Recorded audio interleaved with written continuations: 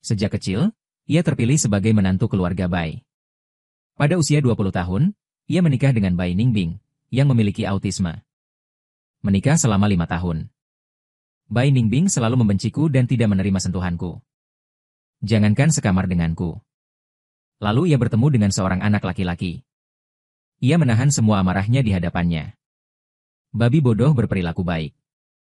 Akan menulis lagu untuknya. Juga memberinya hadiah. Bahkan studi yang tidak pernah mengizinkanku menginjakkan kaki. Terbuka untuk anak itu tanpa syarat. Aku tahu Bai Ningbing memiliki seseorang yang ia sukai. Aku tidak ingin merawatnya lagi. Jadi aku menemukan Tuan Bai. Aku mengatakan padanya aku ingin bercerai. Sebelum bertemu Bai Ningbing, aku sudah mengalami kesulitan. Ibuku adalah pengendali wajah. Aku melihat wajah ayahku. Cintanya kuat-kuat. Tempat tidur dengan ayahku tanpa bisa disesuaikan dengan jelas. Lalu ada aku. Setelah aku melahirkan, ibuku baru tahu bahwa ayahku sebenarnya dari keluarga kaya raya. Hanya melambaikan tanganmu. Jenis yang memungkinkan dia untuk makan dan minum selama sisa hidupnya. Tapi berita buruk. Ayahku adalah menantu dari keluarga kaya. Dengan kata lain, dia adalah seorang pria Phoenix. Mengandalkan istrimu untuk masuk ke masyarakat kelas atas. Dan ibuku adalah miliknya. 3 secara resmi datang untuk menangkap pemerkosaan dan menangkap ibuku. Jangan melihat udara ayahku yang biasa di depan ibuku. Di depan pejabat itu, ia merendah seperti anjing. Ayahku langsung memutus kontak dengan ibuku. Bahkan aku tak mengenalinya. Ibuku sendirian. Ini waktu yang sulit. Menaiki sepeda roda 3. Mendirikan kios kecil. Dikejar puluhan kilometer oleh cengguan. Salah satu sepatu lari. Dan kemudian ia muak. Ia berkata akan mencarikan jalan keluar yang baik untukku. Aku tak tahu apa yang dilakukan ibuku. Ia benar-benar mengeluarkan tes garis ayah aku dan ayahku. Lalu ia berlari ke pintu ayahku dan berteriak. Aku bersikeras agar ayahku membesarkanku. Orang kaya mengkhawatirkan skandal itu. Setuju pada permintaan ini.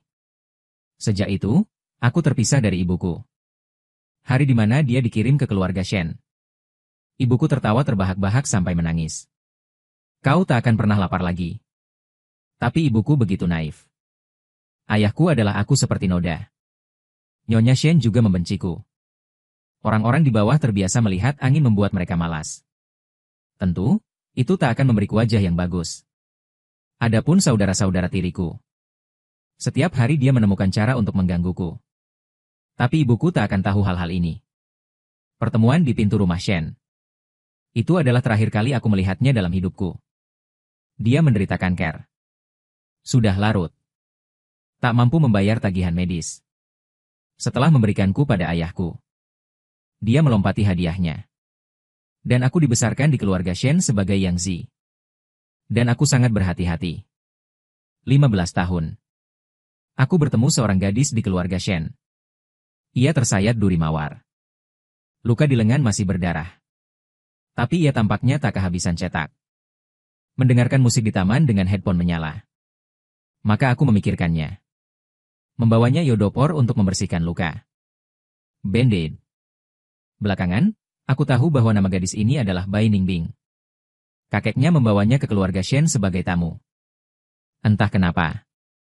Kakek Bai menyukaiku. Dia ingin aku menjadi cucu menantunya. Keluarga Bai adalah merek lama dan rumah.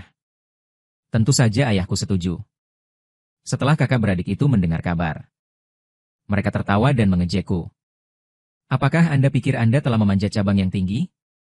Jika pintu benar-benar jelas. Putaran mana yang membuat Anda? Milisi putih. Saya tumbuh dengan autisme dan gangguan bipolar. Bukan orang normal. Tetapi karena pertunangan dengan milisi putih ini. Nyonya Shen akhirnya memberi saya beberapa warna yang bagus. Hidup saya di keluarga Shen jauh lebih baik. Setidaknya mereka tidak menggangguku lagi. Saya sering memikirkan ketika saya pertama kali bertemu. Gadis kurus yang mendengarkan dengan tenang di taman.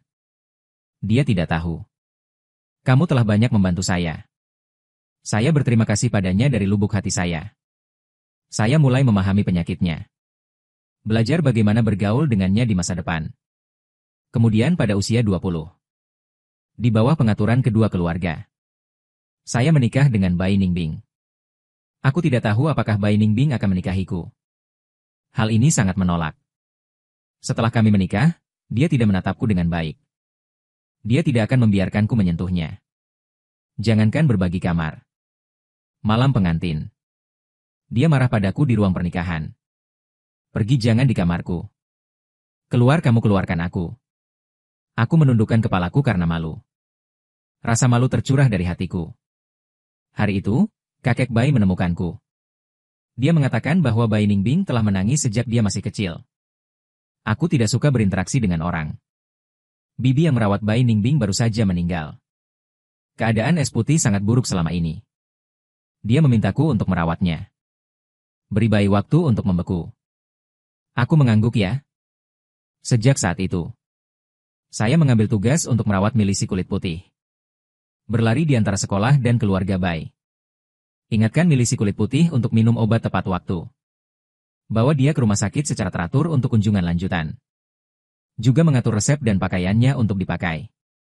Untungnya, milisi kulit putih bukanlah kayu. Dan dia mulai menanggapiku. Misalnya, berhenti mengucapkan dua kata kepada saya. Seperti melihatku tertidur di sofa. Akan canggung untuk menutupiku dengan selimut. Tapi dia tidak pernah tidur denganku. Kakek Bai dari tadi terburu-buru memeluk cucunya. Mendesakku berkali-kali. Tapi dia tidak mau melakukan ini. Aku juga tak bisa menahannya. Akhirnya, di tahun kelima, kakek Bai tidak bisa duduk diam sama sekali. Tanpa sepengetahuanku, dia membius Bai Ningbing. Dan mengantarkan es ke tempat tidurku. Mengunci pintu menjebak kita. Saya masih mengingat rasa sakit dengan jelas malam itu. Ini benar-benar menyakitkan. Matanya kabur oleh obat itu. Ikuti naluri tubuh Anda. Tapi dia tidak punya pengalaman. Seperti ikan mati. Aku hanya merasa seperti binatang yang dipaksa untuk kawin. Jangan merasa tersesat dalam keinginan yang berkurang. Dengan tergesa-gesa. Saat langit akan menyingsing. Aku tidak tahan lagi. Aku pingsan karena kelelahan. Siang suatu hari, saya terbangun oleh suara pecahan barang. Bai Ningbing dikirim. Temperamen yang hebat. Dia menghancurkan ponselku. Pecahkan warna TV yang tergantung di dinding. Meja dan kursi berderak dan jatuh ke samping. Lihat, aku bangun. Dan dia berjalan ke arahku. Memegang cermin di tangan. Cermin mencerminkan penampilanku. Aku bahkan tidak punya waktu untuk memakai pakaianku. Semua lelah. Dia menunjuk ke arahku di cermin. Ada tambahan yang tidak terselubung di matamu, kamu adalah orang jahat. Sangat menjijikan, aku membencimu. Aku tidak ingin melihatmu lagi. Kondisiku sangat buruk hari itu. Kakiku lembut saat berjalan. Tapi saat Bai Ningbing sakit, orang menghilang. Saya tidak punya pilihan selain pergi keluar dan menemukannya. Saya tidak bisa makan. Dari siang hingga pagi hari. Hampir di mana-mana dia sering berkunjung. Ketika saya berjalan ke belakang, betis saya bergetar. Tapi aku masih tidak bisa menemukannya. Sambil terengah-engah di depan pintu ras putus asa saya. Pukul 1 pagi. Para prajurit kerah putih akhirnya kembali. Berdiri di sampingnya adalah seorang anak laki-laki. Ada sarang buah pir saat kamu tersenyum.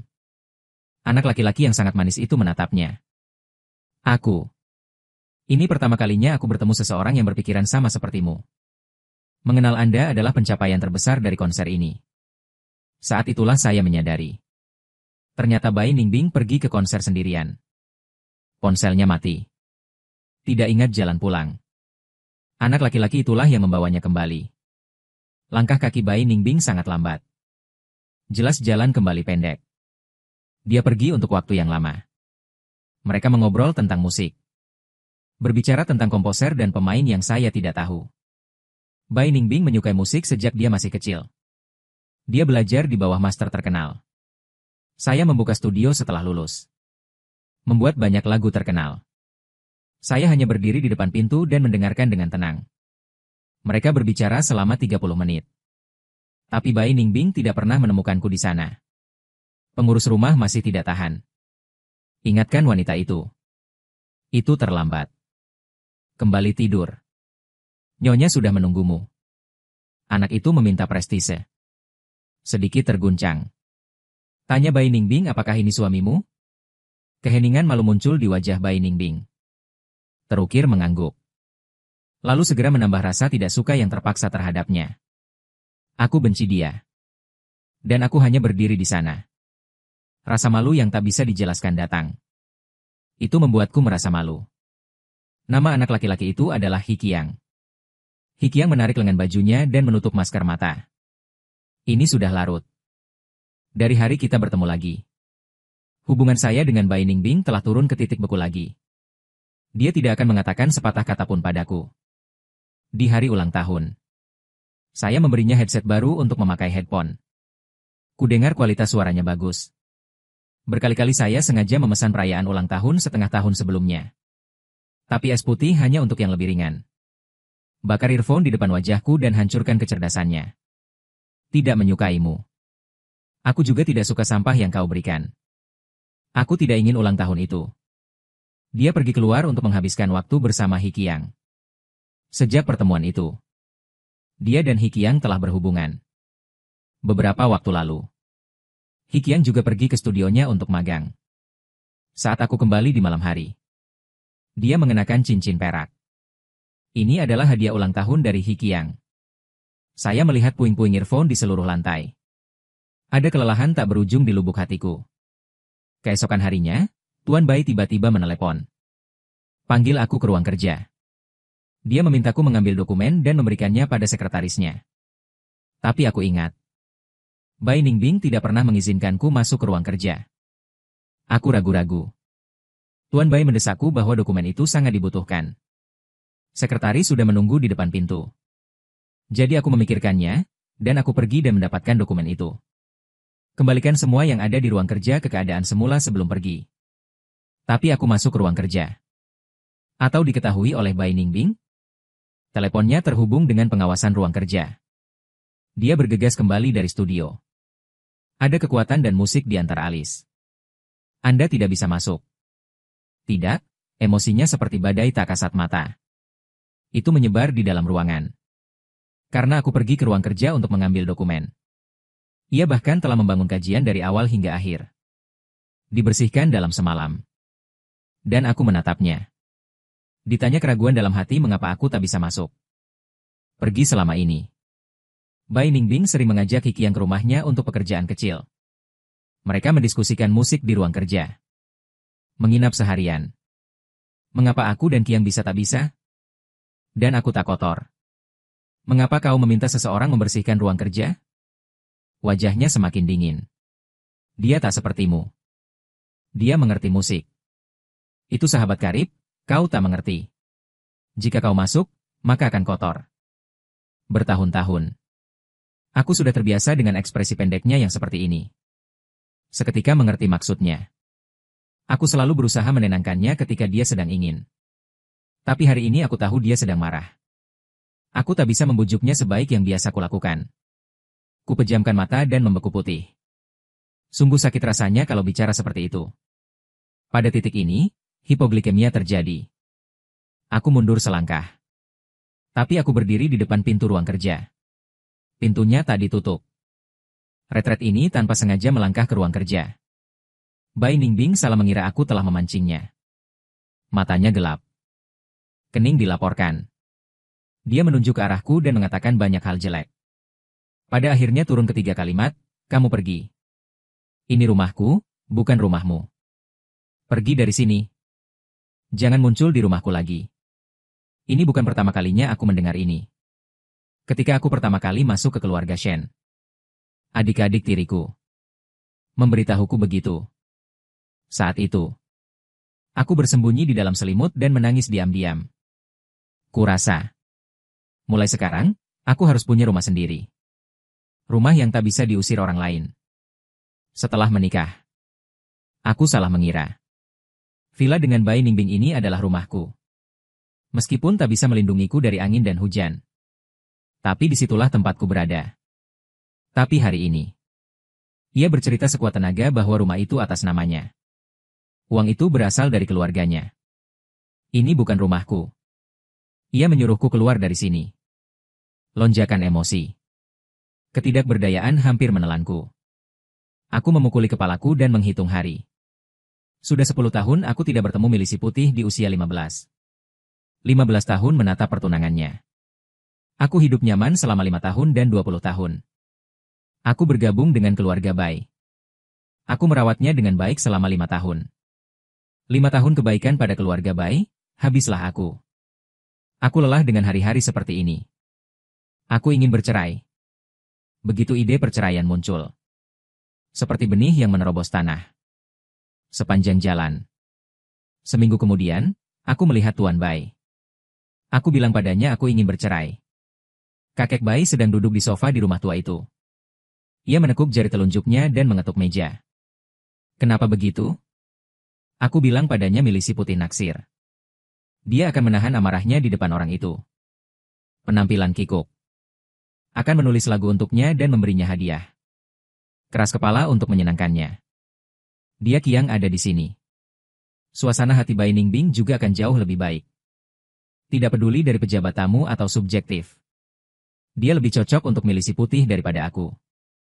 Kakek Bai tidak bersuara setelah mendengarnya. Setelah sekian lama, dia terbatuk dan bertanya padaku tentang kebijakan itu. Tahu.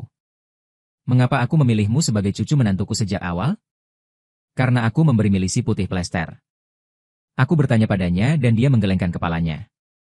Aku menyelidikimu. Aku tahu hatimu murni dan dingin.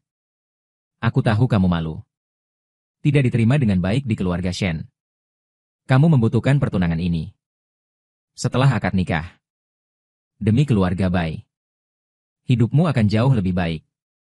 Karena itulah. Kau akan menjadi Bai Mingjun seperti penyelamat. Bersyukur atas toleransi bahkan tipu muslihatnya. Ketika aku mengetahui bahwa kau memilih mengambil jurusan psikologi saat kuliah. Aku tahu aku benar. Kau melakukannya. Dan dia menghela napas. Anak yang lahir seperti Bai Ningbing. Jika kau tidak sakit. Alam panas. Tapi dia sakit. Aku hanya punya satu cucu perempuan. Rencana alami untuknya. Temukan dia suami yang benar-benar setia. Merawatnya seumur hidup. Kiang di mulutmu. Aku tidak tahu bocah macam apa. Aku tidak mempercayainya dengan Bai Ningbing. Omong-omong. Dia melihatku membuka kota dengan tidak adil. Kamu dibesarkan di keluarga Shen. Tahu seperti apa wanita kaya itu. Jangan katakan ada pria di luar sana. Bahkan 10 pun tidak mengejutkan. Jika dibandingkan. Es dadih putih sederhana. Tidak berantakan seperti wanita lain. Itu cukup bagus. Selain itu, selama aku di sini. Tidak ada pria yang bisa menggoyahkan status resmimu. Apalagi yang membuatmu tidak puas? Aku mengerti maksudnya. Tapi aku tidak ingin di rumah lagi. Menjaga orang autis. Menjalani hidup yang berakhir sekilas. Bai Ningbing mengusirku.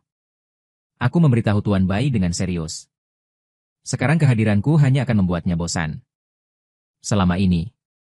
Dia semakin sering sakit. Setelah mendengar kata-kata ini.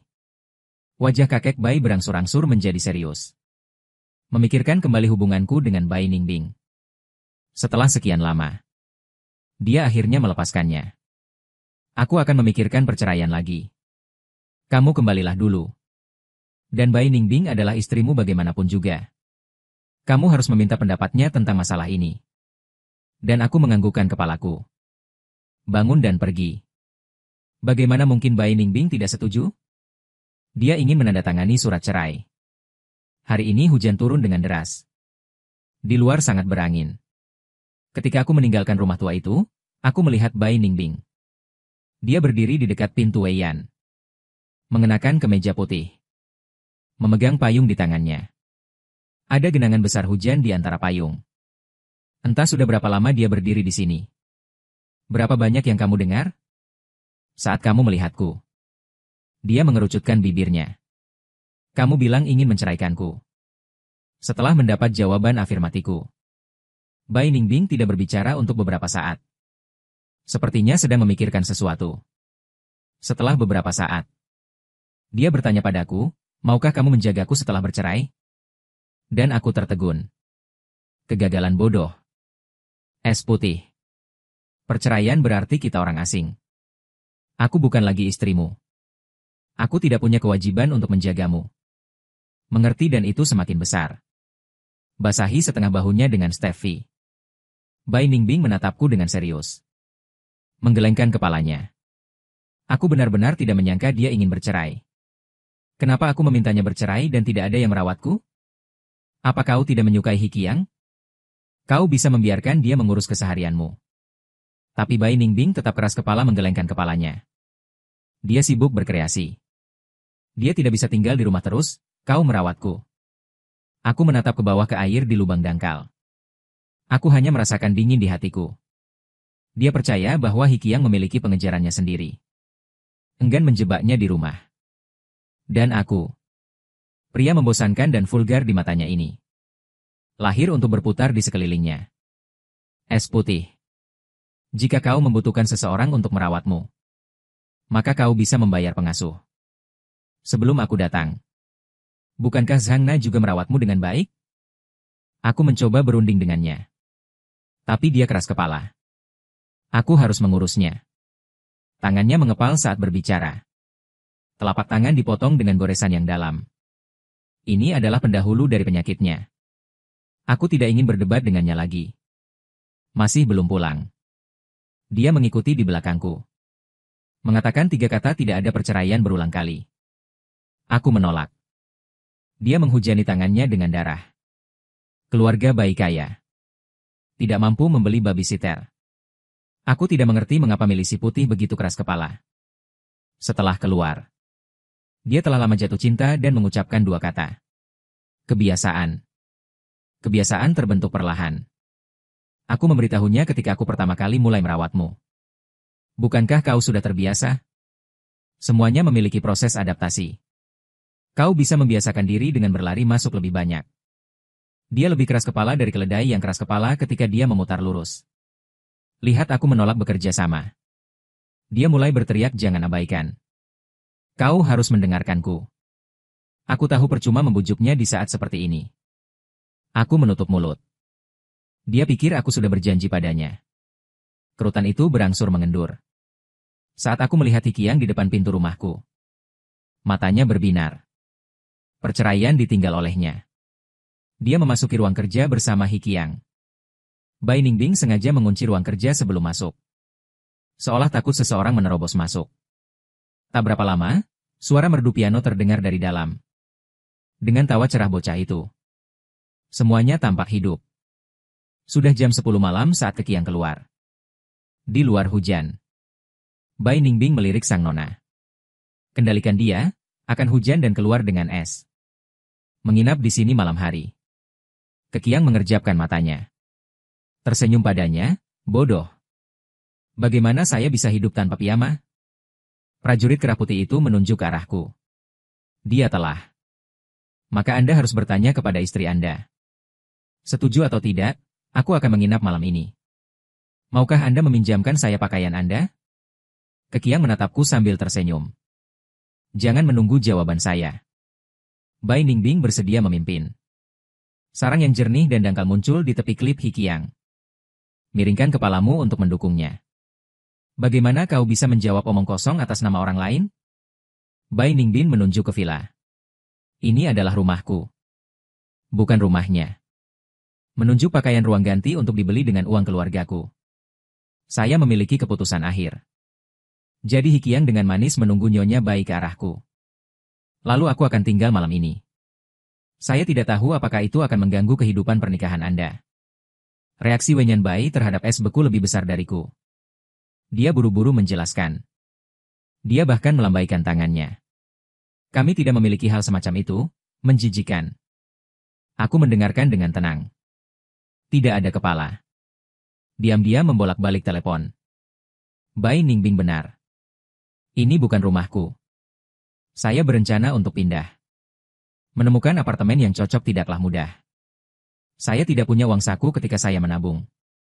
Beritahu pengurus rumah apa yang hilang. Permintaan yang masuk akal, pengurus rumah tangga umumnya akan mengurusnya. Setelah sampai di rumah Bai, kakek Bai memberi saya 50.000 yuan sebulan untuk biaya hidup. Sepertinya banyak. Tapi itu termasuk biaya pengobatan Bai Ningbing. Biaya intervensi psikologis. Makanan bergizi. Serta upah makanan dan minuman semua personel di villa. Hitung dengan cermat. Mungkin beberapa ribu tersisa setiap bulan. Jadi tabungan saya tidak terlalu banyak. Saya menontonnya selama 2 hari. Saya menemukan apartemen dengan harga sedang. Saat memilah pakaian, Bai Ningich baru pulang. Setelah menyebutkan perceraian terakhir. Dia sedikit melunakkan sikapnya padaku. Artinya, sesekali berinisiatif untuk berbicara dengan saya. Seperti sekarang, dia bertanya apakah saya mengatur ini untuk dibuang. Aku menggeleng. Tidak. Dia menunjuk tumpukan pakaianku dan membuangnya. Kelihatannya tidak bagus. Kamu tidak mengerti seni. Tidak akan cocok. Pakaian ini jelek. Saya menghentikan apa yang saya lakukan. Dan aku menatapnya. Jadi apa yang terlihat bagus?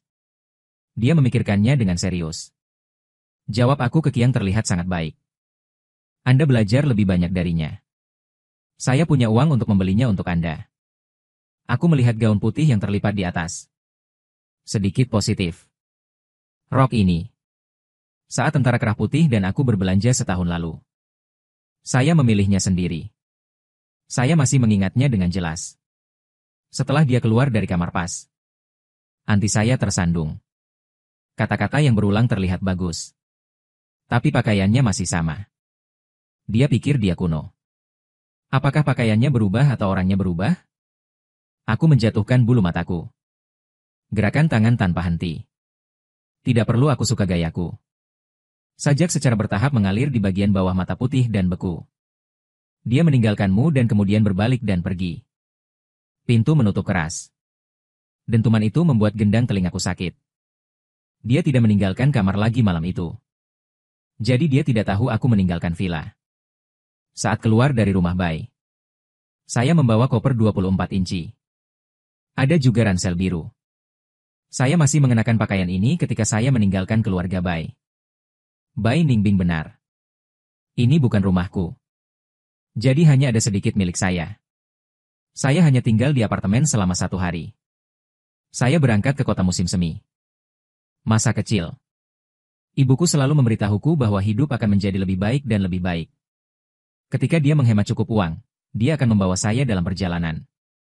Setelah ibuku pergi, saya juga membujuk diri sendiri bahwa hidup akan menjadi lebih baik dan lebih baik. Ketika saya menyimpan cukup uang, saya akan keluar sendiri. Perjalanan selalu tidak memuaskan. Saya baru saja melarikan diri dari kandang. Melompat ke restoran lain. Bai Ningbing tidak dapat dipisahkan dari orang-orang. Saya tidak bisa bepergian. Aku mencoba membawanya keluar bersamaku. Tapi dia sudah lama tinggal di kota ini. Sulit untuk beradaptasi dengan perubahan lingkungan. Merasa tidak aman, dia mengalami kegelisahan di rel berkecepatan tinggi. Bahkan makan sudah menjadi masalah. Tidak mungkin. Saya harus membawanya pulang di perhentian berikutnya. Seberapa bersemangat Anda saat merencanakan perjalanan? Betapa frustasinya saat aku turun dari bus. Ternyata jika Anda menyimpan cukup uang, Anda mungkin tidak dapat bepergian. Karena dasi. Karena saya tidak punya waktu. Tapi sekarang aku akhirnya berdiri di kaki Gunung Changshan. Angin mengacak-acak air danau Erhai. Juga meremas bentuk awan. Saya mendengarkan musik dan bergoyang di sepeda saya di jalan setapak. Ia melewati ladang gandum. Ini adalah hutan belantara, pantulan ombak yang kusut. Dan awan yang mengalir ditopang oleh Changshan. Semua ritme reguler dihancurkan pada saat ini. Di tengah ombak danau Erhai. Hidup berayun dengan bebas. Saya juga menjadi orang yang tidak berguna dan hidup. Sejumlah besar orang yang kelelahan mental berkumpul di sini. Mendirikan segala macam kios. Kami duduk di lantai. Bertukar cerita di bawah nebula. Ada yang hampir runtuh oleh para pekerja. Gadis medis yang datang untuk hidup telanjang. Katanya di sini. Hari-hari akhirnya tak lagi terfragmentasi oleh hari libur. Ada juga pasien yang sembuh. Katanya, tak ada yang tahu bagaimana masa depan. Setidaknya sekarang berkembang. Kami sempat berjumpa singkat. Saling menyentuh makna paling lembut dan intim di hati masing-masing. Lalu seperti Changshan Shibaksi. Masing-masing berliku-liku. Kemudian, aku pergi ke dermaga naga sendirian untuk menyaksikan matahari terbit. Gelombang air di Danau Erhai.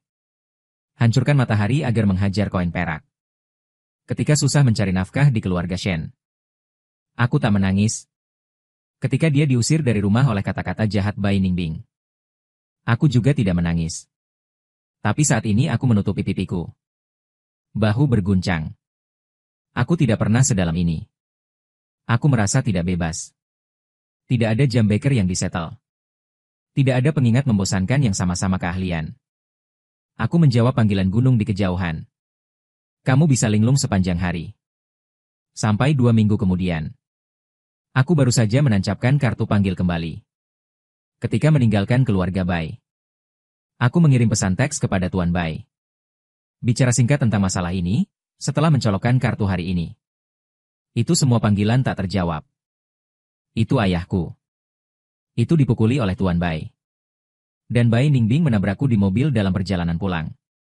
Aku menghubungi telepon kakek Bai. Ada rasa kelelahan yang mendalam dalam suaranya.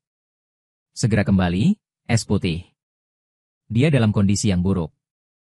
Aku tetap kembali ke keluarga Bai. Setelah mengetahui bahwa aku telah pergi. Bai Ningbing sangat marah. Dia tidak tahu apa yang harus dilakukan dengan hidupnya. Seperti botol dan toples di lemari obat itu. Dia tidak tahu berapa banyak tablet yang harus diminum setiap hari. Aku biasa menuangkan air. Akan diletakkan di depannya. Dia mengadakan konferensi pers hari itu. Tapi dia tidak tahu di mana dasi yang cocok dengan jas itu. Dia mencoba menghubungiku. Tapi dia tidak bisa menghubungi. Saya mendengar dari pengurus rumah bahwa Bai Ningbing kehilangan kesabaran yang besar. Semua cangkir dan mangkuk dihancurkan olehnya. AC Lux didorong ke tanah olehnya. Bahkan meja kopi dan lemari makan mengganggu. Rumah berantakan. Tuan Bai harus memberinya pengasuh baru. Tapi pengasuh baru tidak mengenalnya. Aku bingung. Ketika aku kembali. Es dadih putih laku banyak. Dagu runcing. Ketika dia melihatku, dia menjadi alis. Dia memalingkan muka dengan dingin. Apa yang kamu lakukan kembali? Apakah kamu tidak ingin pergi? Membencimu pembohong ketika aku bepergian. Tuan Bai menemukan pemilik rumah yang menyewa rumah. Aku tidak tahu harus berkata apa. Dan pemilik rumah tidak akan memberiku apartemen lagi. Jadi aku membawa barang bawaanku kembali. Bai Ningbing melihat koper di tanganku. Didi mendengus, dan keluarga Shen tak menginginkanmu. Kau tak punya tempat tinggal, apa kau tak mau kembali? Aku tak menjelaskannya. Diam-diam membawa barang bawaan kembali ke kamar. Sesaat aku membelakangi. Es putih di belakangnya menaikkan sedikit bibirnya. Suasana hati tampaknya sedikit bahagia. Dia tak tahu alasan sebenarnya kenapa aku kembali. Apartemen dikembalikan. Aku bisa menyewa lagi. Aku bahkan bisa meninggalkan kota. Pergi ke tempat tinggal baru. Aku bicara banyak dengan Tuan Bai di telepon. Kukatakan padanya aku sudah memeriksa undang-undang pernikahan. Aku bisa mengajukan gugatan cerai dulu. Tak apa gagal penuntutan pertama. Aku akan hidup terpisah dari milisi putih. Setelah 1 tahun, ajukan gugatan cerai. Menurut hukum, aku akan menang untuk kedua kalinya. Dia bertanya mengapa aku bersikeras untuk bercerai. Aku tidak mendapatkan uang untuk bercerai. Ya, Tuan Bai sangat cerdik. Sebelum menikah, dia membiarkanku dan Bai Ningbin menandatangani perjanjian pranikah. Semua aset Bai Ningbin adalah milik pranikah. Termasuk studio itu. Jika bercerai, aku hampir tidak bisa keluar dari rumah. Aku tahu, tapi aku tetap ingin pergi. Pertunangan dengan Bai Ningbin melindungiku selama 5 tahun. Aku juga merawatnya selama 5 tahun. Pair face top. Sudah berakhir. Di ujung telepon. Tuan Bai terdiam cukup lama. Tepat ketika kupikir dia akan menutup telepon. Katanya aku menyewa pengasuh baru. Dia tidak tahu bagaimana merawat Bai Lingling. Kamu merawatnya selama 1 bulan lagi. Lakukan serah terima. Sebagai kompensasi untuk perceraian, aku tidak akan berhenti. Aku akan memberimu 1 juta lagi. Kondisinya terlalu murah hati. Aku tidak bisa menolak. Jadi Bai Ningbing tidak tahu. Ini adalah bulan terakhirku bersamanya. Ketika pengurus rumah mengatakan aku tidak ada di sana. Dia belum makan dengan baik. Tapi malam ini, Bai Ningbing makan 2 mangkuk nasi. Dia mendengus padaku dan memujiku. Aku tersenyum. Seperti di masa lalu. Baru untuk hebat. Sudut bibirnya melengkung membentuk busur yang indah. Ketika dia kembali ke ruang kerja, aku segera memberitahu adik baru dia bahwa dia suka dipuji. Kamu biasanya bisa lebih memujinya. Jika dia melakukan kesalahan, jangan menunjukkannya di tempat dan tunggu nanti. Secara tidak sengaja mengingatkan. Suster, dia mengeluarkan buku catatan kecil. Tuliskan semua yang saya katakan. Saya membawanya ke apotek lagi. Katakan padanya berapa kali sehari untuk minum setiap obat. Makan selama beberapa tahun sekaligus. Minum obat dengan air. Jangan terlalu panas. Sebaiknya rebus air sekitar 40 derajat. Rok dan celananya tergantung di lemari kedua. Ia meminum segelas susu panas sebelum tidur. Aku bercerita pada Hijie tentang kebiasaannya. Kakak yang diingatnya dengan sangat serius. Ketika aku kembali, hidup Bai Ningbing kembali ke jalurnya. Ia tak pernah sakit lagi. Tapi hari ini, ketika kakak ia pergi membawakannya obat, suara gelas pecah tiba-tiba terdengar di kamar. Ketika bergegas menghampiri, tanah berantakan. Kaca pecah dan pil berserakan di mana-mana. Bai Ningbing berdiri tanpa alas kaki. Tanpa sengaja menginjak pecahan kaca. Keluar darah. Ia tak tahu. Hanya menunjuk-rujuk. Bertanya padaku kata demi kata mengapa ia. Mengapa bukan kau? Itu jelas yang kau lakukan. Mengapa mengubah orang? Mengatakan itu, ia meraih lengan bajuku dan menggeleng. Aku tak mau menggantinya dengan orang lain. Aku hanya ingin kau mengantarkan obatnya. Jadi aku mengisi ulang airnya. Emosinya datang dan pergi dengan cepat. Setelah melihatnya meminum obat yang kuminum dengan patuh. Aku hanya bertanya kenapa dia menginginkanku. Aku sedikit takut melihat itu bukan dirimu. Aku bertanya dengan lembut apa yang aku takutkan. Takut kau akan menyerahkanku pada orang lain dan pergi. Tidak menginginkanku. Aku harus mengatakan intuisinya agak tajam. Aku memang berada di perbatasan dengan Suster He. Biarkan dia mengambil alih hidup Bai Ningbing sedikit demi sedikit. Bai Ningbing masih menarik lengan bajuku. Aku ingin kau datang nanti. Tidak ada pengganti. Kau berjanji padaku untuk tidak pergi. Sesuai karakter kancing es putih. Jika aku berkata jujur, dia akan membuat keributan besar. Aku tak ingin menghabiskan tenaga lagi untuk menenangkan emosinya.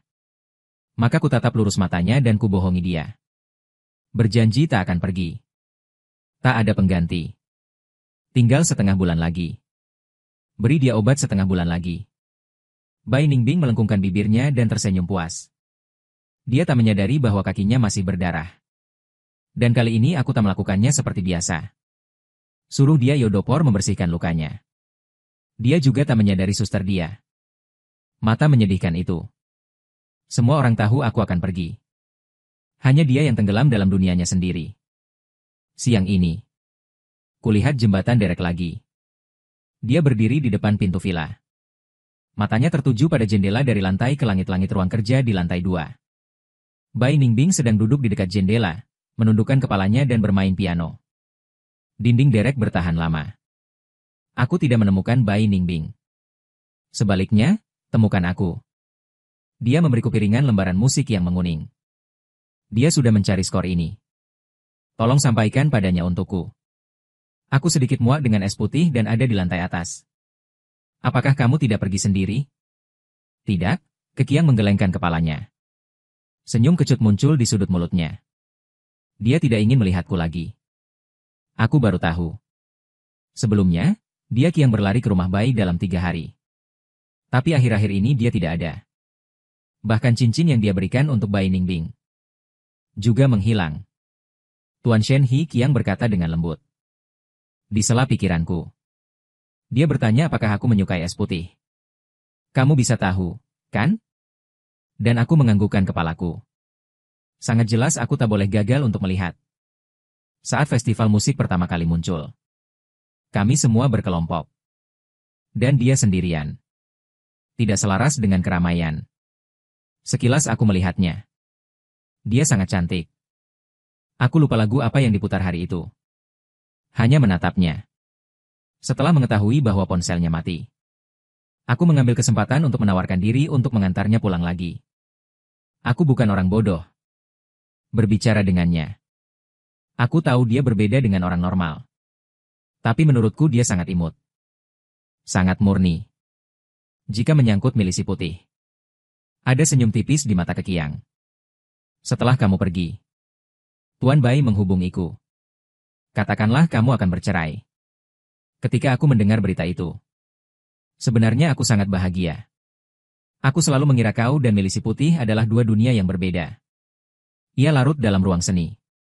Matamu hanya memiliki kayu bakar, beras, minyak dan garam.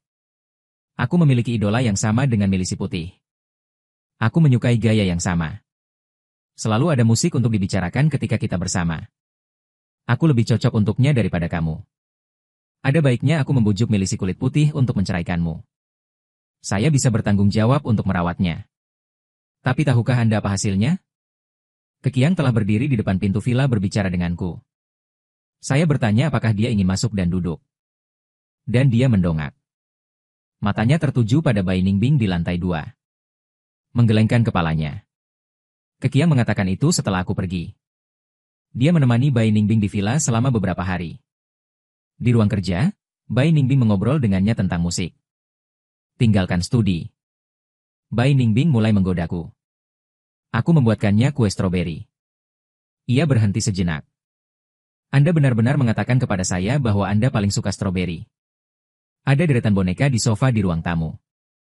Dia bilang kamu menjahitnya sendiri. Anda menamai setiap boneka bersama-sama. Ada fotomu di jendela kamarnya. Saya ingin menghitung berapa banyak trik yang ada. Tetapi menemukan bahwa mereka tidak dihitung sama sekali. Betulkah? Apa hal terakhir yang bisa saya terima? Kekiang mendongak menatapku. Mata gelap. Dia berbicara tentang periode harmoni. Tapi saya bilang melodi ini sangat besar dengan Anda. Dia tidak pernah berpisah darimu begitu lama. Dia merindukanmu, aku benar-benar tidak tahu hal-hal ini. Lalu, aku ingin tahu. Mengapa Bai Ningbing tiba-tiba menolak untuk menemuinya? Lalu aku tiba-tiba bereaksi. Saya sudah mengenal Bai Ningbing begitu lama. Dia tidak pernah berbicara dengan saya kecuali untuk musik. Kalau tidak, kami tidak pernah melakukan kontak fisik. Saya bertanya apakah dia akan menceraikan Anda. Dia tidak ragu sama sekali. Katakan saja tidak. Aku menjadi sedikit gila malam itu. Saya ingin membuktikan bahwa dia menyukai saya. Jadi aku masuk ke kamarnya. Dia melepas pakaiannya di depannya. Biarkan dia mencoba denganku. Dia mengatakan sebelumnya bahwa dia menjijikan ketika dia bersamamu. Jika Anda ingin melakukan ini dengan saya, apakah itu membuktikan bahwa dia menyukaiku? Aku tak bilang apa-apa. Dengarkan dengan tenang Hikiang selesai bicara. Saya tidak berharap dia bereaksi seperti itu. Sulit dipercaya. Panik. Penolakan keengganan. Saya tidak tahu ekspresi rumit seperti apa itu. Bagaimanapun, dia sangat marah. Jabat tanganku dan usir aku. Sebelum dia pergi, wajahnya memerah karena marah. Dia bilang dia pikir aku berbeda. Saya tidak berharap itu menjadi sangat vulgar. Dia juga mengatakan untuk tidak pernah datang kepadanya lagi. Dia tidak ingin melihatku lagi. Bulu mata terkulai paksa. Sembunyikan kesepian di matamu. Saat aku pergi, dia sedang duduk di antara boneka di sofa. Aku memanggil namamu dengan lembut. Saya dulu suka wanita yang sudah menikah. Aku masih bisa mengatakan pada diriku sendiri bahwa Bai Ningbing tidak menyukaimu. Kaulah yang mengikatnya dengan pernikahan. Yang tidak dicintai adalah pihak ketiga. Tapi sekarang, dia menatap pria itu melalui kaca. Aku masih menyukainya. Tapi aku tahu itu tidak mungkin. Berikan padanya untukku. Saya sudah lama mencari skor ini. Saya tidak tahu apakah Bai Ningbing tidak melihatnya. Masih tidak ingin melihatnya. Kekiang berdiri di depan rumah Bai selama lebih dari 1 jam. Bai Ningbing tidak pernah menunduk menatapnya. Ketika dia pergi, dia berjalan sangat lambat. Tapi sampai benar-benar menghilang dari pandanganku. Aku gagal bertemu orang yang ingin kutemui. Bai Ningbing masuk dan itu sangat lengket bagiku. Anda bahkan mungkin mulai berbicara dengan saya. Dia bertanya di mana saya telah hilang selama setengah bulan. Saya menunjukkan kepadanya foto dan video perjalanan. Bagikan dengannya pengalaman menarik itu. Di pasar di March Street. Ada bros dan anting-anting yang terbuat dari buah changshan untuk dijual. Sangat kreatif. Anda akan senang jika Anda melihatnya. Apakah Anda tahu kucing ubin taidie? Ukiran pelat cetak menara tanaman? Anda lihat, saya membuat semua ini sendiri. Sangat berkesan. Saya juga naik gunung untuk menggali bersama orang-orang di desa. Berjalan di sepanjang sungai lembah. Memilih sekeranjang penuh jamur. Ini adalah pertama kalinya saya benar-benar mengalami kegembiraan panen. Maaf. Apa aku terlalu banyak bicara? Saya biasanya bukan orang yang banyak bicara. Tapi aku tidak tahu kenapa. Bai Ningbing bertanya tentang perjalanan saya. Saya selalu bisa terus dan terus. Aku bahkan tidak punya waktu baginya untuk menyela. Bai Ningbing hanya tersenyum. Lihat aku dengan pipi. Kamu bilang aku mendengarkan. Dia mendengarkan saya dalam diam ketika saya menggambarkan apa yang telah saya lihat dan dengar. Bahkan lilin tiba-tiba bertanya kepada saya, apakah Anda suka bepergian? Aku mengangguk tanpa ragu. Tapi saya selalu merasa lebih nyaman di rumah. Tapi tidak apa-apa. Bisa mencoba. Dan saya tercengang. Coba apa? Bai Ning. Es berputar dan bermain dengan kucing ubin yang saya buat. Tidak menjawab saya masuk. Dia tidak pergi ke studio. Saya lebih suka tinggal di rumah. Suatu hari dia tiba-tiba memanggil namaku di ruang kerja. Aku bertanya padanya ada apa. Dia membuka pintu dan memanggilku masuk. Saya selalu ingat saat saya memasuki ruang kerja. Bai Ningbing sangat marah. Jadi aku tak beranjak. Masih berdiri di depan pintu ruang kerja. Ia meraih lengan bajuku dan membawaku masuk ke ruang kerja. Kau boleh masuk nanti. Tak ada orang lain yang bisa. Hanya kau yang bisa. Aku punya hadiah untukmu.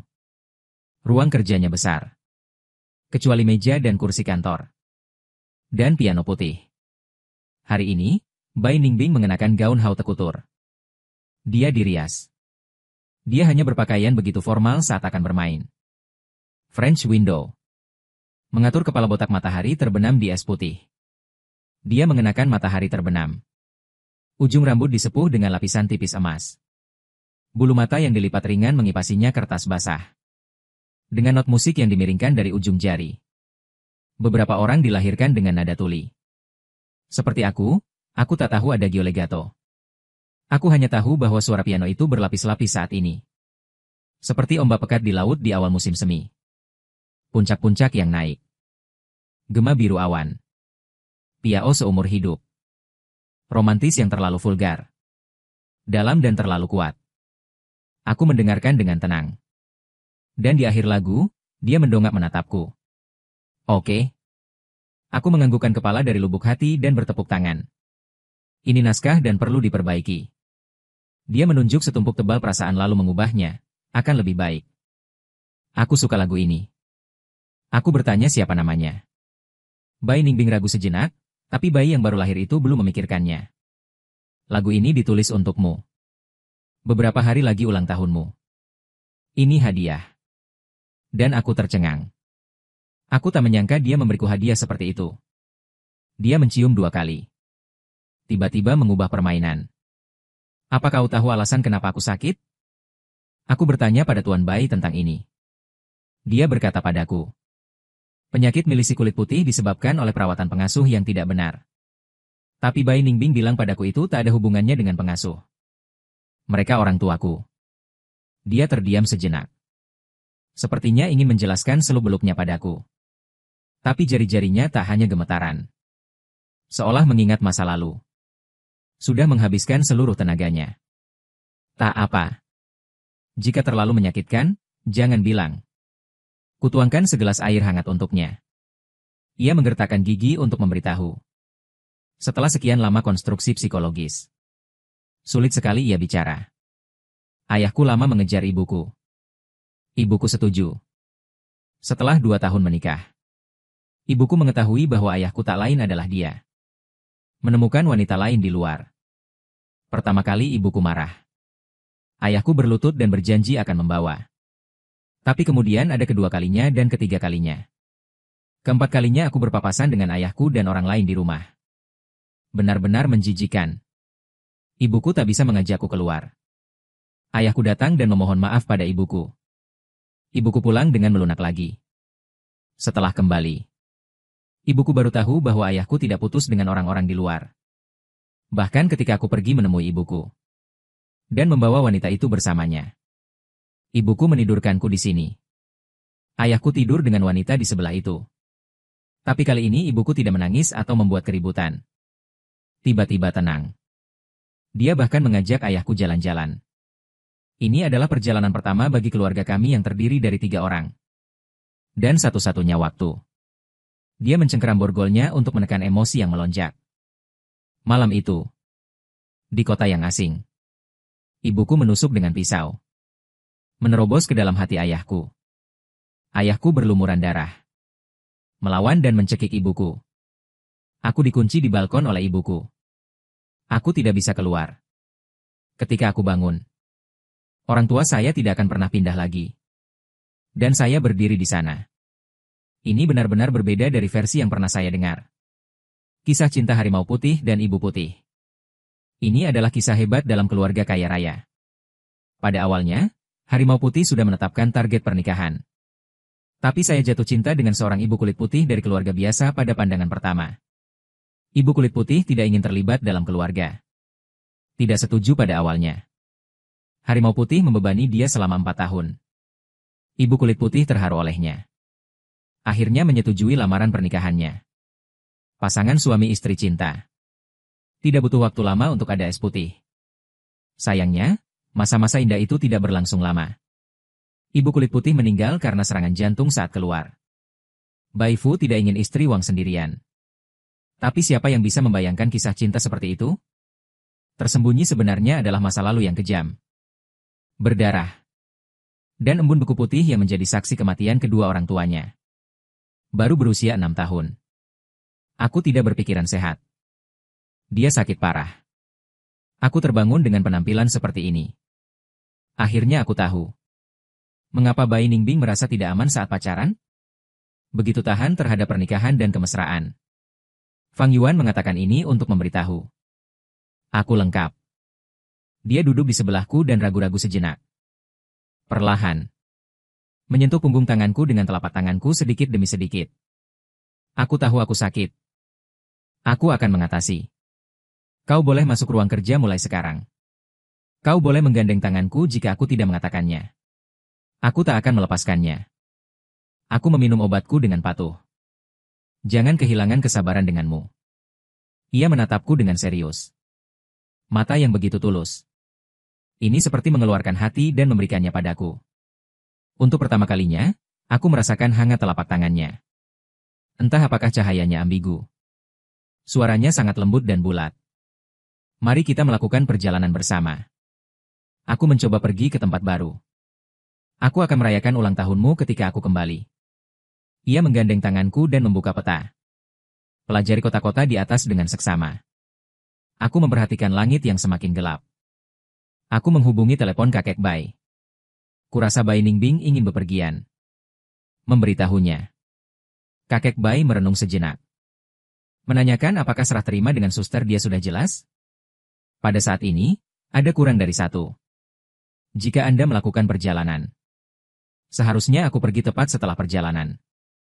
Mereka yang seharusnya diserahkan telah menjelaskan kepada suster He. Tuan Bai telah berbaik hati seumur hidup. Jika dia bersedia keluar untuk jalan-jalan, ajak dia jalan-jalan. Aku berdiskusi dengan Bai Ningbing untuk waktu yang lama. Memutuskan untuk pergi ke Mongolia dalam bersama-sama. Strategi penelitian es putih untuk mengembangkan rencana perjalanan. Dia juga mengeluarkan kamera dengan sengaja. Aku bisa mengambil gambar untukmu dan merekamnya untukmu. Dia adalah orang yang punya rencana. Aku memotret itinerari lengkap. Kamu tentukan terlebih dahulu apa yang akan kamu makan setiap hari. Tujuan kita kali ini adalah Ulan, yang berbeda.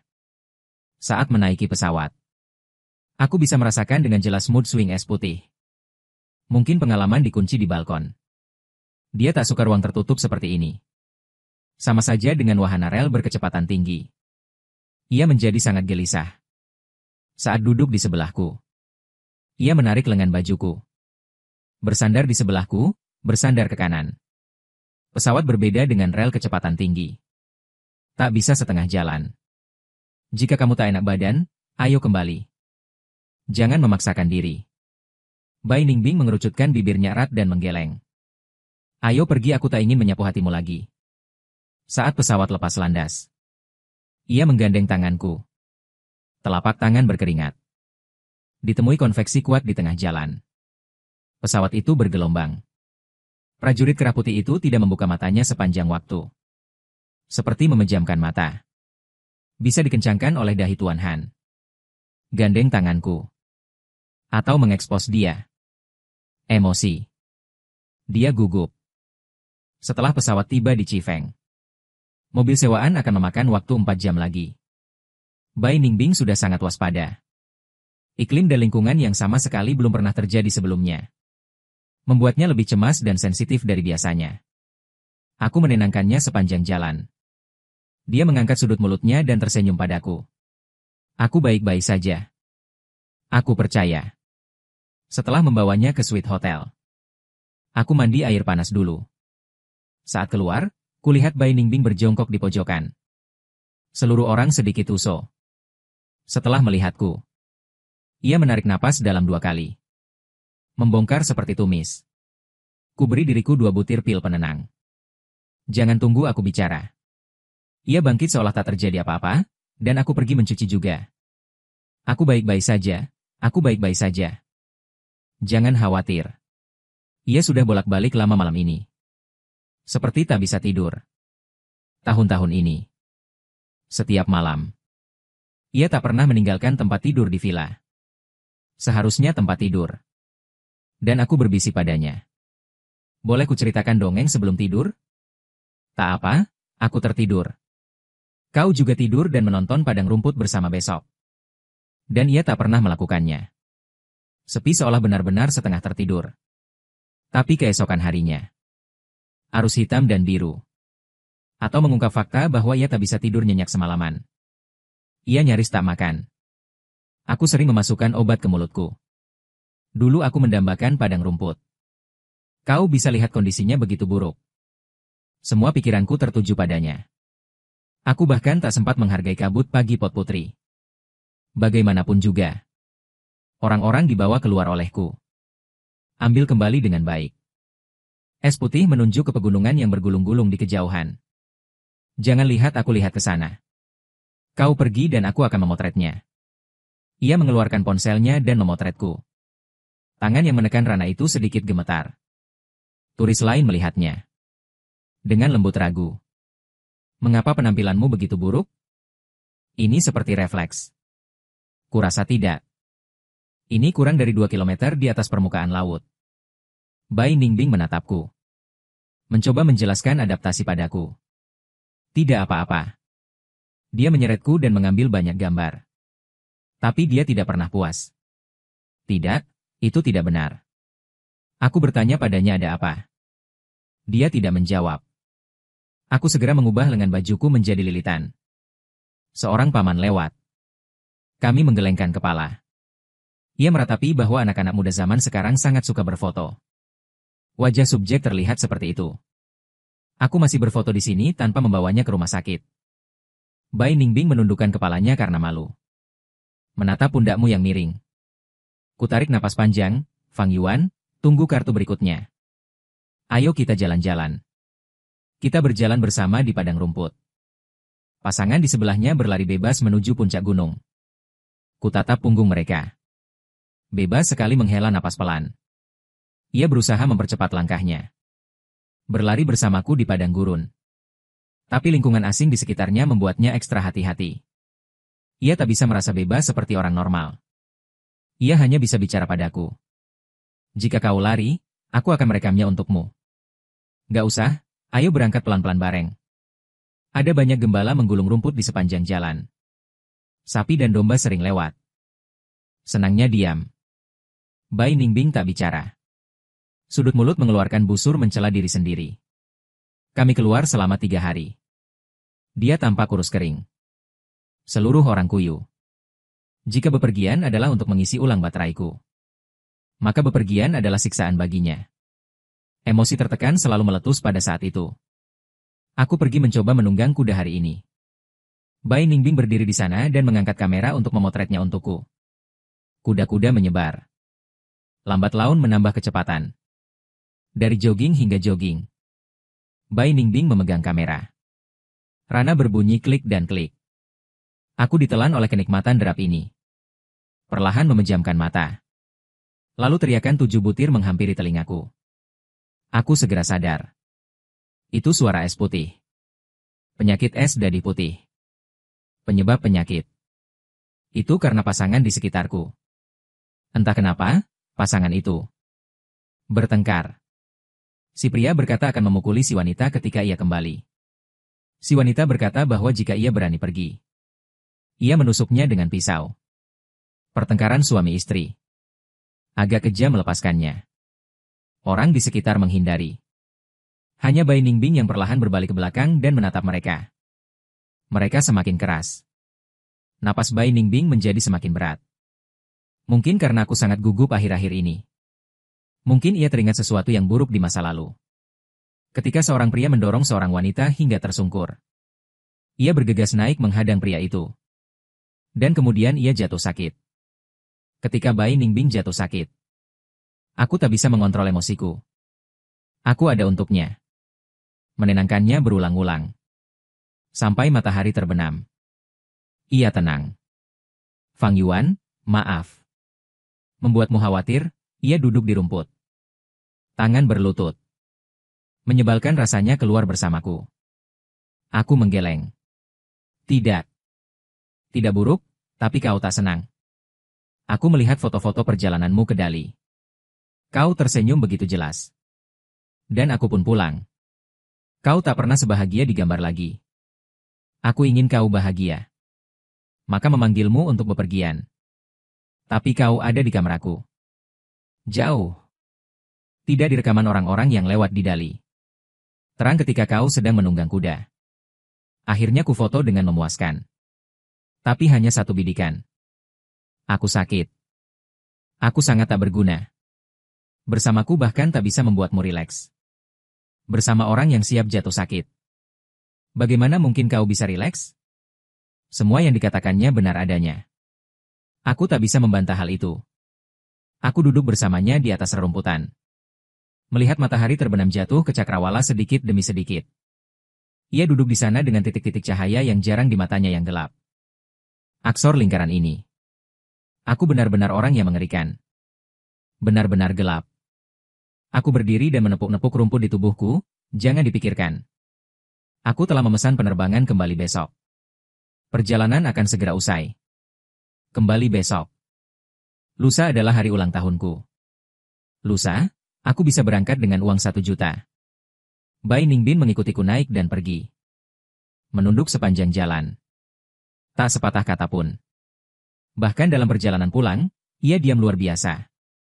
Sesekali mengangkat telepon untuk mengatur sesuatu. Setelah pulang, ia akhirnya santai. Pernapasan telah banyak stabil. Ragu-ragu sebelum tidur. Ia mengucapkan selamat malam. Aku punya hadiah ulang tahun baru untukmu besok. Kupikir itu hadiah ulang tahun. Ini lagu atau benda. Tapi keesokan harinya. Ia muncul di depan pintu kamarku mengenakan rok. Fang Yuan, mari kita pergi ke Biro Urusan Sipil. Untuk mengajukan gugatan cerai. Prajurit Kerah Putih adalah orang yang sangat paranoid. Apa yang ia yakini tak akan pernah berubah. Maka ia berkata tidak setelah bercerai.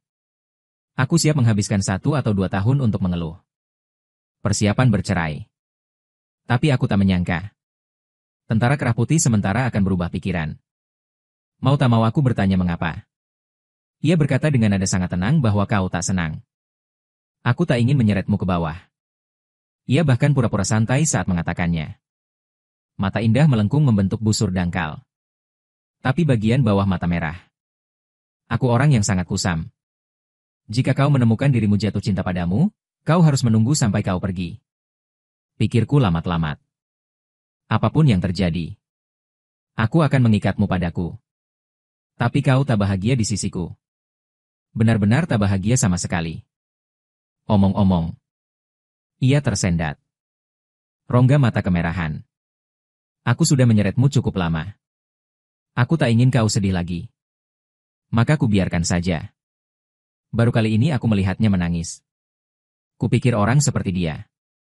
Tak ada air mata sama sekali. Tapi dalam perjalanan ke biro urusan sipil, air matanya mendidih panas di telapak tanganku. Seperti hujan musim semi yang tak terbendung. Mobil diparkir di pintu masuk biro urusan sipil. Dia menghapus air matanya dengan tangan. Bukakan pintu untukku dengan mata merah. Tersenyumlah padaku dengan tajam. Fang Yuan, hadiah ulang tahunku yang ke-25 untukmu. Adalah perceraian gratis. Masa pendinginan adalah 30 hari. Dalam 30 hari ini, Tuan Bai berusaha mempertahankanku. Dia memintaku Bai Ningbin. Aku sudah menyadari perasaanku padamu. Apakah kamu harus bercerai? Jelas kamu akan memiliki kehidupan yang lebih baik jika tetap tinggal. Aku menggeleng. Tidak. Dia tidak begitu mengerti. Tidak ada yang terjadi antara dia dan Hikiang. Selain itu, dia menyukaimu sekarang. Cintanya hanya datang sedikit terlambat. Apakah kamu meninggalkannya begitu saja seperti ini? Bisakah kamu memberinya kesempatan lagi? Tapi aku masih tidak bisa menggelengkan kepalaku. Setelah seseorang terkontaminasi dengan kebebasan, tidak ada cara untuk rela terikat. Meninggalkan keluarga Bai menyebabkan kegaduhan. Ayahku menelepon dan memarahiku sejak lama. Nyonya Shen juga menyalahkanku. Mereka bilang aku harus berterima kasih pada Bai Ningbing. Jika keluarga Bai tidak memilihku, mereka akan mengirimku ke pernikahan. Mungkin beberapa paman paruh baya janda. Juga mungkin pria berminyak mana yang menyukai gadis kecil? Apalagi yang membuatmu tidak puas? Apakah kamu tahu? Adik dan kakak iparmu memiliki 3 anak di luar. Ia bisa memakluminya. Kenapa kau tak bisa? Dan pada akhirnya, ayahku mengancam akan memutuskan hubungannya denganku. Dan aku mengangguk. Oke. Setelah 30 hari, aku dan para pekerja kerah putih tentara pergi ke biro urusan sipil untuk bercerai. Itu adalah cek yang dibagi dengan buku merah. Setelah penilaian properti atas nama prajurit kerah putih. Sekitar 1 miliar. Cek ini 1 miliar. Dia menyerahkan cek 1 miliar padaku. Pergi lebih jauh di masa depan. Mendaki gunung yang lebih tinggi. Ke dunia yang lebih luas. Dan akankah aku bertemu denganmu lagi? Aku mengangguk. Oke. Mulai sekarang, aku akan mengundangmu ke pesta ulang tahun setiap tahun. Es putih memata-matai. Sebuah bel tertawa. Ubah 1000 kata menjadi kalimat. Hargai. Untuk pertama kalinya, saya menyadari bahwa saya menyukai Shen Fang Yuan. Di rumah lama. Saat itu dia memberitahu kakeknya bahwa dia ingin menceraikan saya. Reaksi spontan saya adalah melawan. Ketika Anda menyadari bahwa Anda tidak ingin bercerai, saya tercengang. Karena orang tua. Saya tumbuh dengan membencinya. Penolakan dan bahkan ketakutan akan pernikahan. Saya selalu merasa Shen Fang Yuan mengikat saya dengan pernikahan. Saya telah menantikan hari ketika saya bisa membubarkan pernikahan saya. Tapi saya menemukan bahwa ketika hari itu memang tiba, saya tidak bisa menolaknya. Saya berbohong pada diri sendiri dan Shen Fang Yuan. Mengatakan saya baru saja terbiasa dengan kehadirannya. Saya sengaja membiarkan Hikiang tinggal. Saya sengaja mengatakan bahwa pakaian Hikiang terlihat bagus. Saya ingin membuktikan bahwa saya tidak menyukai Shen Fang Yuan. Saya tidak suka pria yang ditanam kakek saya pada saya. Kemudian Shen Fang Yuan pergi. Setelah mengetahui berita itu, saya marah dan cemas dan menyalahkan diri sendiri. Saya marah karena dia pergi tanpa pamit. Marah karena dia meninggalkanku. Putus asa untuk mendapatkannya kembali. Kekiang muncul saat ini. Membujukku untuk bercerai. Bahkan melepas pakaiannya dan memintaku untuk melakukan hal semacam itu. Ada perasaan tanpa nama di hatiku. Aku benci kemesraan.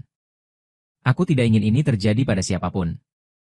Tapi pada saat itu, aku memiliki wajah aneh di pikiranku. Jika orang yang berlawanan adalah Shen Fang Yuan. Bukan tidak mungkin. Aku akhirnya tidak bisa menipu diriku lagi. Aku suka Shen Fang Yuan. Aku sangat merindukannya. Saat aku merindukannya, aku hanya bisa membenamkan wajahku di tumpukan boneka yang ia jahit. Lalu ia akhirnya kembali. Aku masih keras kepala. Tapi aku sangat bahagia. Entah kenapa. Aku selalu punya perasaan. Rasanya ia sedang melakukan serah terima. Lalu mendorongku ke hiji yang baru. Aku takut ditinggal lagi olehnya. Kalaupun dia mati, aku ingin dia mati di sisinya. Maka aku sengaja merayunya. Mengobrol dengannya. Menulis lagu untuknya. Buka hatimu. Tapi aku menemukannya tak bahagia. Di depanku. Dia selalu mati. Seperti mati rasa berjalan mati. Tapi jelas dia ada di video-video perjalanan itu. Sangat hidup. Aku ingin dia bahagia. Aku memintanya bepergian bersamaku. Dan kemudian aku tahu. Ternyata bukan travel yang membawa vitalitas pada Shen Fangyuan. Adalah meninggalkan Ku Huan. Dikirim nyawanya. Bahkan bepergian bersamaku. Dia juga kelelahan. Perhatikan aku yang mungkin sakit kapan saja. Kau tak pernah bisa benar-benar bersantai. Hari itu, aku duduk di padang rumput ulan butang. Tiba-tiba aku merasa kasihan padanya. Mengapa keberuntungannya begitu buruk? Baru saja bertemu denganku. Maukah kau tinggal di sisiku lebih lama lagi? Dia bahkan tak bisa tertawa. Kurasa dalam hal itu. Lalu membebaskannya. Aku ingin memberinya hadiah ulang tahun ke-25. Itu lagu itu. Butuh usaha keras. Tapi aku selalu merasa bahwa dia melewatkan sesuatu. Aku tak suka hal-hal yang tak sempurna. Mungkin takdir bahwa aku harus mengganti hadiahnya. Maka ku ganti dengan hadiah gratis untuknya. Bersamaan dengan cek yang layak ia dapatkan. Aku telah memilikinya selama ini. Setelah perceraianku, aku mengurung diri di ruang kerjaku. Menontonnya berulang kali. Lagu yang kutulis untuk Shen Fangyuan. Aku telah mengubahnya berkali-kali dan aku tidak puas. Sampai suatu malam. Shen Fangyuan muncul dalam mimpiku. Pada usia 15 tahun, dia tersenyum padaku di Taman Mawar. Apakah kamu tidak takut sakit? Aku tidak peduli jika darahnya begitu banyak. Pada usia 20 tahun, dia menatapku sambil tersenyum. Aku akan menjagamu mulai sekarang, oke? Pada usia 25 tahun, dia dengan hati-hati mengeluarkan mimpi headphone. Hadiah ulang tahunmu. Aku butuh waktu lama untuk mendapatkannya. Ketika aku bangun, bantalku basah. Aku tahu apa yang hilang dari lagu itu. Kami menghabiskan 2 hari di ruang kerja. Pergi ke studio dan merekamnya. Ini adalah lagu terbaik yang pernah kutulis. Namanya Fangyuan. Lirik Jin Yi didedikasikan untuk cinta abadiku. Ini sangat panas. Saya memberikan hak cipta kepada Shen Fangyuan. Itu ditujukan untuknya. Kami sepakat untuk bertemu setahun sekali. Di lain waktu. Saya hanya bisa melihat akun media sosialnya. Saya menonton setiap video yang dia posting. Dia pergi menunggang kuda. Pergi balapan, bermain ski. Begitu tenang. Dia mengikuti aturan. Ada roh yang begitu sulit diatur tersembunyi di bawah tubuh. Jiwa adalah bunga yang indah. Layu olehku. Setelah meninggalkanku. Dia akhirnya mekar lagi. Baguslah, bertahun-tahun dari sekarang. Aku menantikan ulang tahun Shen Fangyuan. Karena hanya hari itu aku bisa bertemu dengannya. Dia berkembang pesat. Tahun ini, banyak temanku datang untuk ulang tahunku. Tentara Kerah Putih masih yang pertama datang. Ia duduk tenang di pojokan. Ia akan selalu menjadi orang kulit putih paling berharga di antara penonton. Orang tua itu pernah bertanya apakah aku ingin menikah lagi dengan Bai Ningbing. Katanya setelah aku pergi. Bai Ningbing selalu jomblo. Aku tertawa bodoh. Menggelengkan kepala dan menolak. Aku pernah benar-benar mencintai Bai Ningbing. Dia adalah mimpi burukku saat masih muda dan hamil. Tapi tahun ini seperti air. Cinta pada akhirnya akan berlalu. Dia juga telah menjadi orang yang kutinggalkan kemarin.